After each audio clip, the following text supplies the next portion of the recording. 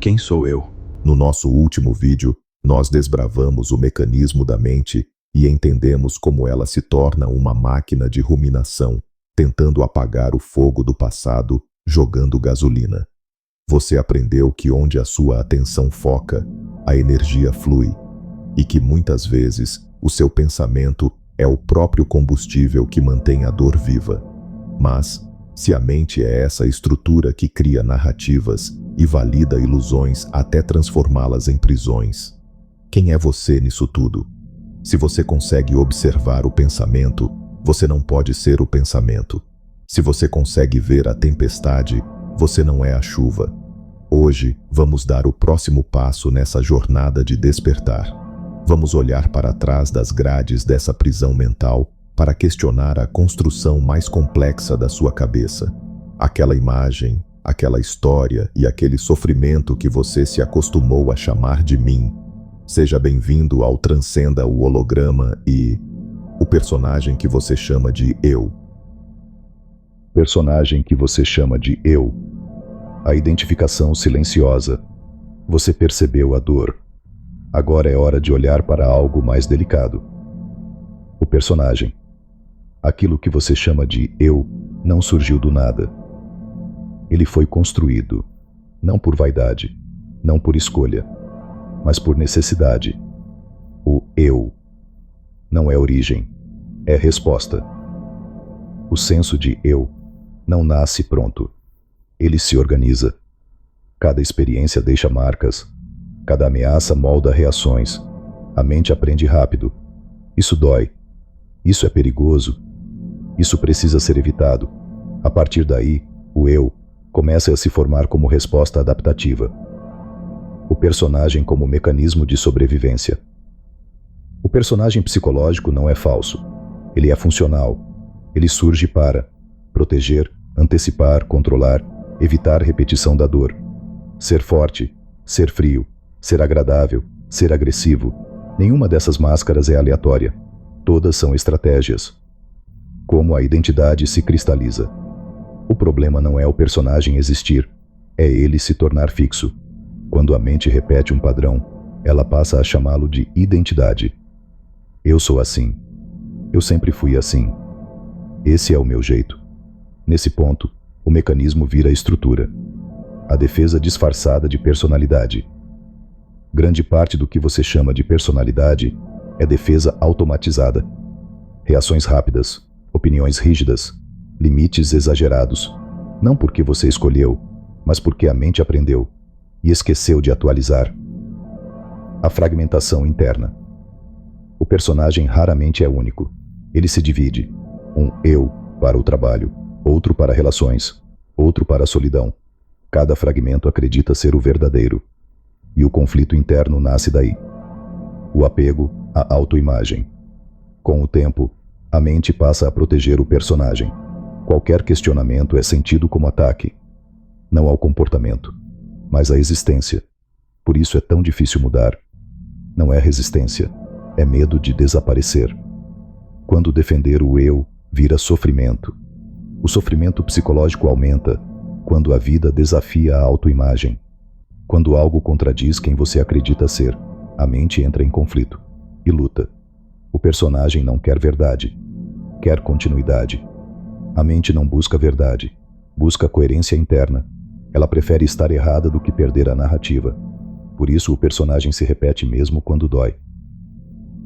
O primeiro deslocamento.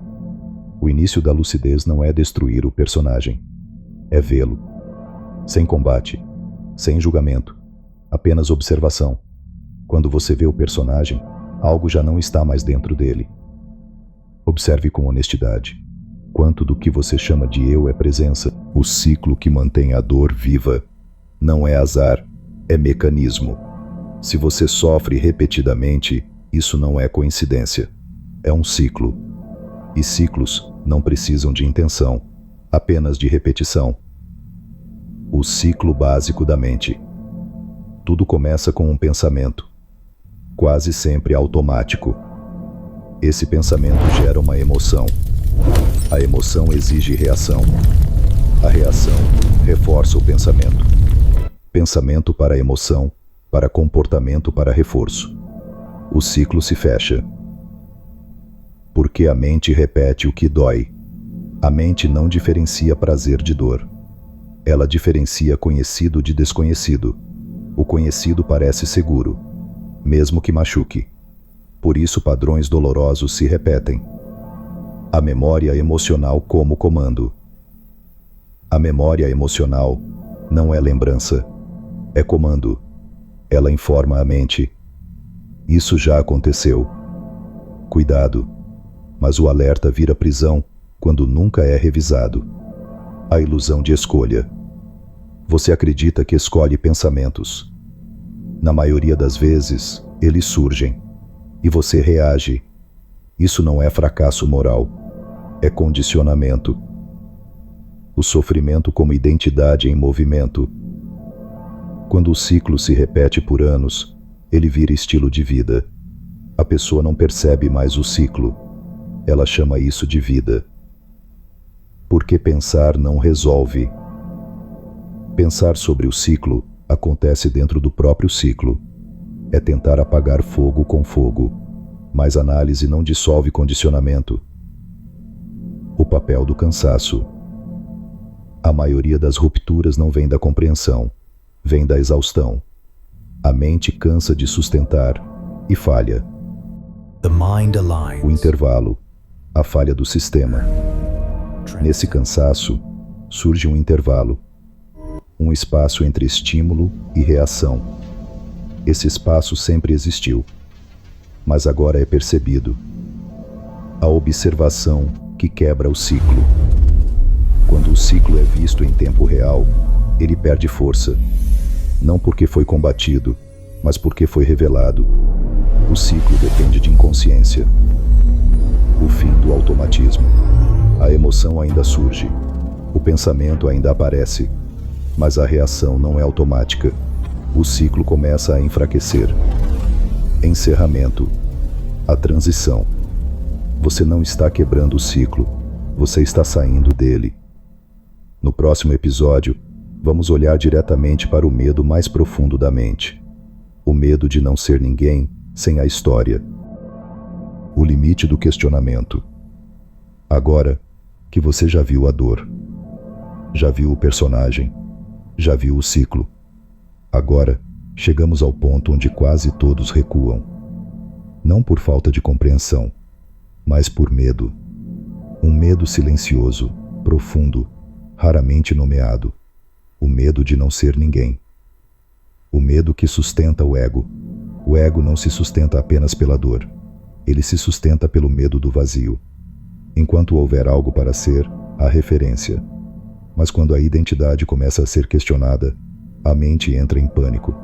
Não um pânico emocional visível, um pânico existencial. Identidade como âncora. A identidade funciona como âncora psicológica.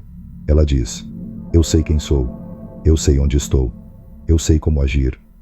Mesmo que essa identidade esteja errada, ela oferece orientação. Sem ela, a mente teme se perder. O vazio não é ausência, é falta de definição.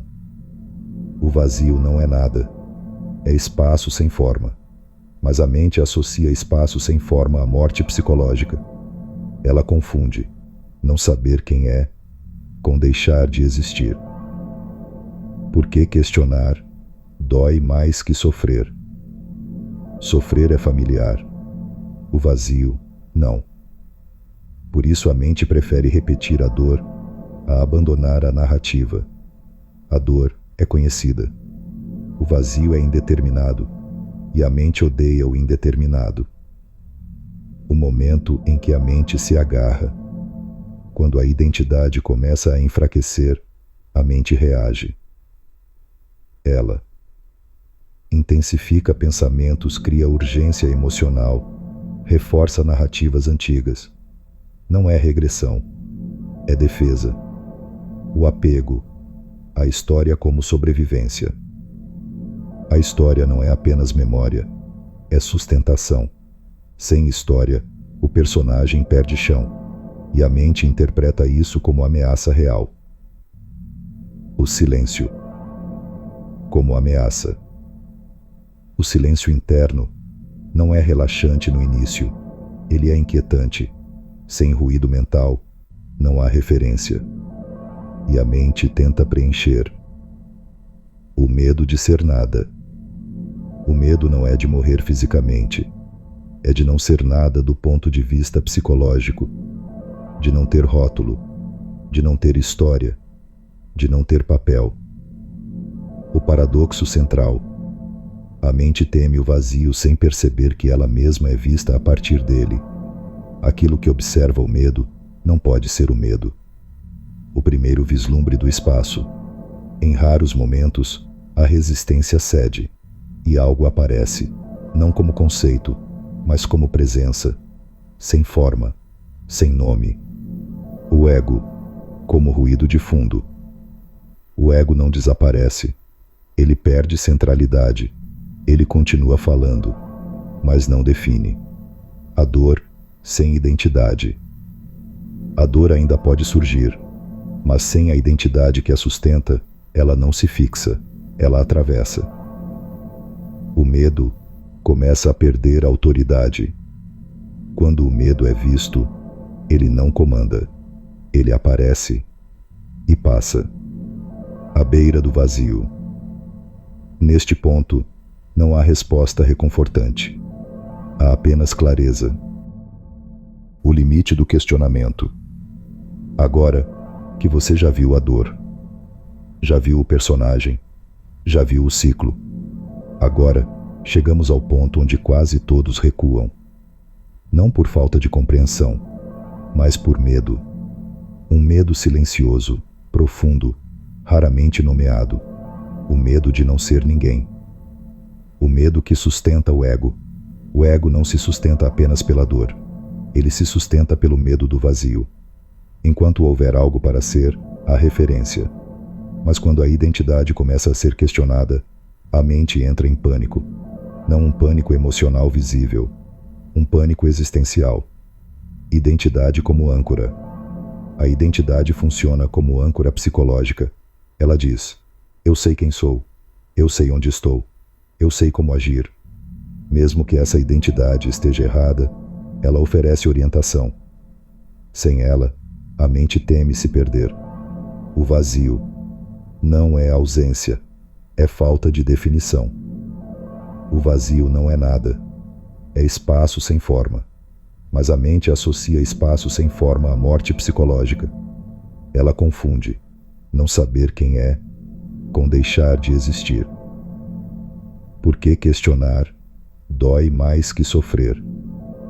Sofrer é familiar, o vazio não.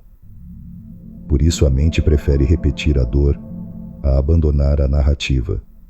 A dor é conhecida, o vazio é indeterminado, e a mente odeia o indeterminado.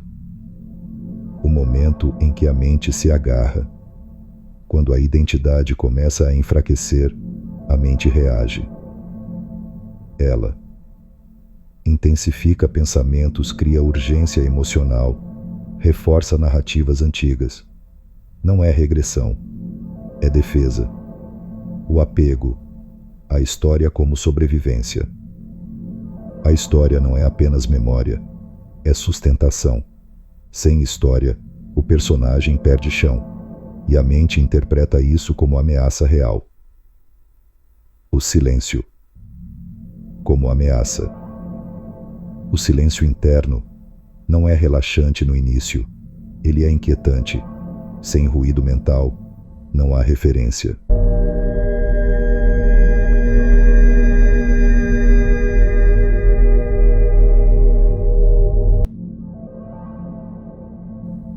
E a mente tenta preencher.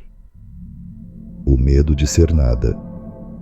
O medo não é de morrer fisicamente, é de não ser nada do ponto de vista psicológico, de não ter rótulo, de não ter história, de não ter papel. O paradoxo central. A mente teme o vazio sem perceber que ela mesma é vista a partir dele. Aquilo que observa o medo não pode ser o medo. O primeiro vislumbre do espaço. Em raros momentos, a resistência cede, e algo aparece, não como conceito, mas como presença, sem forma, sem nome. O ego, como ruído de fundo. O ego não desaparece, ele perde centralidade, ele continua falando, mas não define. A dor sem identidade. A dor ainda pode surgir, mas sem a identidade que a sustenta, ela não se fixa, ela atravessa. O medo começa a perder a autoridade. Quando o medo é visto, ele não comanda, ele aparece e passa, à beira do vazio. Neste ponto, não há resposta reconfortante. Há apenas clareza. Quando a história começa a cair, não é coragem, é cansaço. A história não cai porque você decidiu soltá-la. Ela cai porque você não consegue mais sustentá-la. Depois da dor, depois do personagem, depois do medo do vazio, resta algo mais simples. Cansaço. O limite da força psicológica. Durante muito tempo, a mente sustenta a narrativa à força. Explica, justifica, defende. Mas toda força tem limite. Chega um ponto em que manter a história exige mais energia do que a mente possui. O cansaço não é fraqueza. O cansaço não é falha moral. É sinal de maturação. A mente tentou tudo o que sabia. Pensar, controlar, analisar, antecipar. Nada resolveu. Então ela para, não por sabedoria, mas por exaustão. Quando a história perde convicção, a narrativa ainda aparece, mas algo mudou. Ela soa repetitiva, previsível, vazia. A mente percebe. Já ouvi isso antes. E pela primeira vez, não reage com a mesma intensidade. O colapso não é dramático. O colapso psicológico não é um evento explosivo. É silencioso. Uma história surge e não encontra adesão, nenhuma briga, nenhuma negação, apenas falta de interesse. A queda da urgência. A urgência emocional começa a falhar. Aquilo que antes parecia imediato, agora parece distante, não porque a situação mudou, mas porque a narrativa perdeu prioridade. O momento em que o ego perde o centro. O ego não desaparece, ele perde o lugar central. Antes, tudo girava em torno dele. Agora, ele é apenas mais um conteúdo. Pensamentos surgem, emoções surgem, mas não comandam. O silêncio entre as histórias. Entre uma narrativa e outra, surge um intervalo. Não vazio forçado, não silêncio buscado, silêncio natural, como quando um ruído para e você percebe que sempre houve espaço por trás. A presença sem testemunha. Nesse intervalo, não há alguém observando algo. Há apenas presença, sem centro, sem nome, sem história. Não é experiência mística, é simplicidade radical. O medo não some, ele é visto. O medo ainda aparece, mas agora ele é visto como movimento, não como verdade. Ele atravessa o campo da consciência sem se fixar. A dor sem narrador. A dor pode surgir no corpo, na memória, na emoção, mas sem narrador interno, ela não se transforma em sofrimento. Ela acontece e passa. O fim da busca. Nesse ponto, a busca perde sentido. Não há mais alguém tentando chegar a algum lugar. O impulso de se corrigir enfraquece. Nada precisa ser consertado. A vida sem explicação. A mente sempre quis explicar a vida. Agora, a vida não precisa ser explicada para ser vivida. As coisas acontecem. Respostas surgem quando necessárias, sem esforço constante. O eu como função, não identidade. Ainda opera, ele fala, ele age, ele organiza. Mas não se confunde mais com o todo. Ele é ferramenta, não essência. A história como ferramenta opcional. A história não desaparece. Ela se torna opcional, usada quando útil, descartada quando não, sem apego. O paradoxo final. Nada foi conquistado, nada foi alcançado. Aquilo que aparece agora sempre esteve aqui. Apenas não estava coberto por narrativa.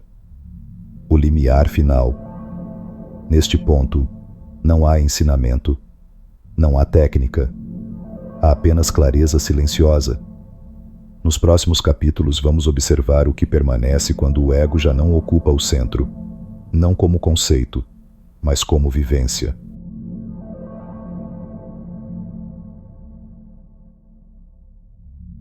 Para quando o ego silencia, não há mais caminho. Se você chegou até aqui, não é porque encontrou respostas, é porque algo caiu. A dor perdeu centralidade, o personagem perdeu autoridade, a história perdeu urgência. Agora, não há mais para onde ir. O silêncio. Não é experiência. O silêncio que aparece agora não é algo que acontece com você. Ele não vem. Ele não vai. Ele sempre esteve aqui. O que desapareceu foi o ruído que o encobria. Quando não há mais narrador, a mente ainda pensa. O corpo ainda sente. A vida ainda acontece. Mas não há um narrador constante comentando tudo. As coisas simplesmente surgem e desaparecem, sem precisar ser explicadas. O eu, sem centralidade. O eu funcional continua existindo.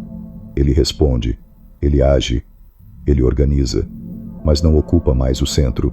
Ele é um instrumento, não uma identidade. A dor sem dono. A dor pode aparecer, mas não encontra alguém para carregá-la. Sem dono, ela não se fixa. Ela atravessa como qualquer outra sensação.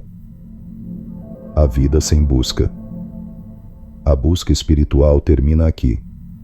Não porque algo foi alcançado, mas porque não há mais quem busque. Nada precisa ser melhorado para que isto esteja completo. O vazio que não assusta. O vazio que antes parecia ameaça, agora é reconhecido como espaço, não ausência, possibilidade. Nada precisa preenchê-lo. A simplicidade radical. A experiência se torna simples, não superficial, simples, caminhar, ouvir, respirar, sem significado extra.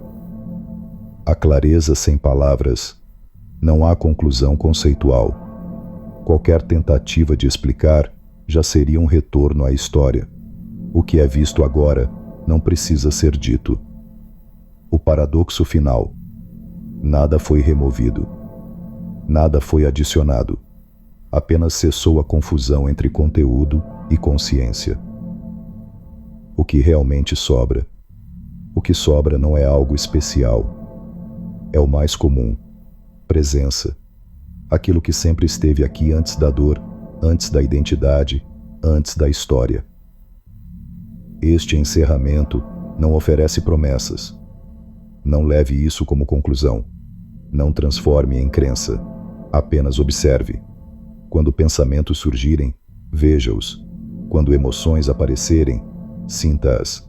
Sem alguém no centro tentando ser algo. E se a história voltar, ela voltará. Não lute. Veja. Isso é suficiente.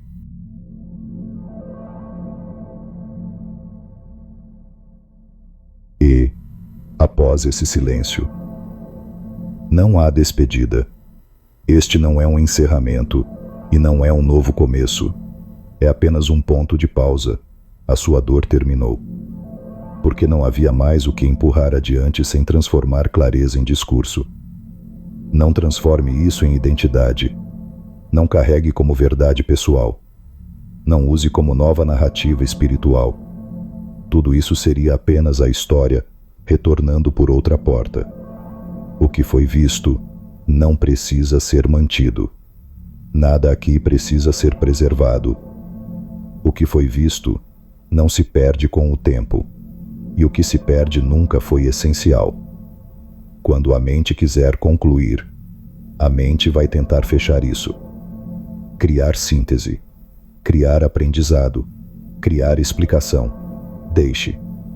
Observe esse impulso como qualquer outro movimento. O canal não é um caminho. Este canal não é método, não é jornada, não é promessa. É apenas um espaço onde certas coisas foram apontadas. O resto não depende daqui. Se a dor retornar, ela retornará, não como falha, não como retrocesso. A diferença agora não é a ausência de dor, é a ausência de dono. Não procure isso em estados elevados, nem em momentos raros. Veja no cotidiano, no incômodo, na repetição, no silêncio entre tarefas. É aí que a confusão costuma tentar se reconstruir, sem chamada. Não há convite, não há próximo passo, apenas isso. Se algo aqui foi útil, deixe ir. Se algo não foi, deixe ir também.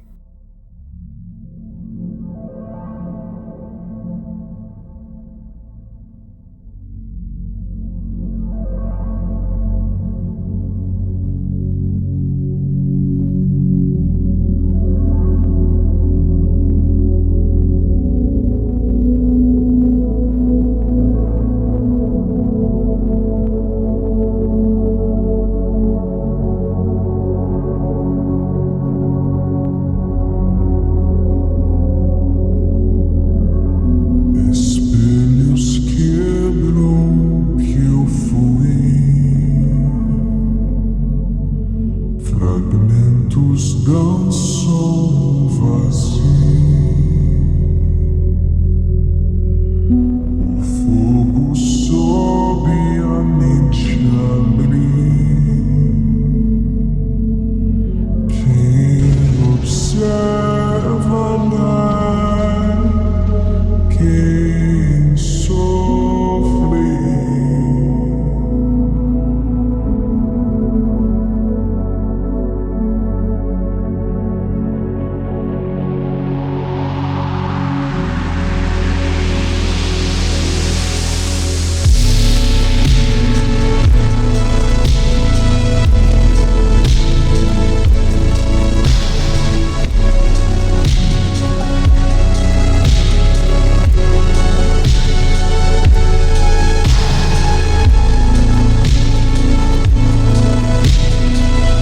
Eu sou silêncio atrás da chama,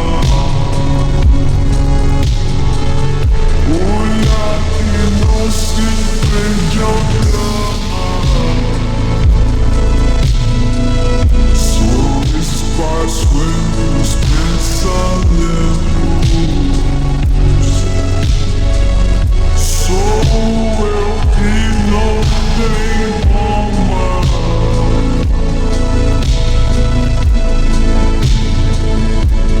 Sou estrutural sobre a máquina.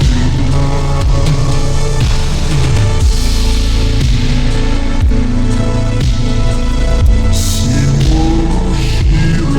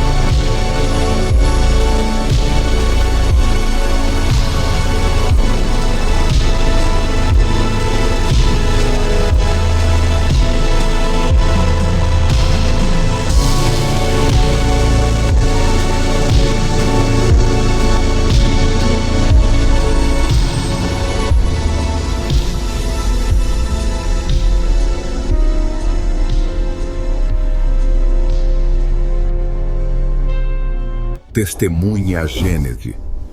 A luz se manifesta e dela o arauto cósmico se ergue.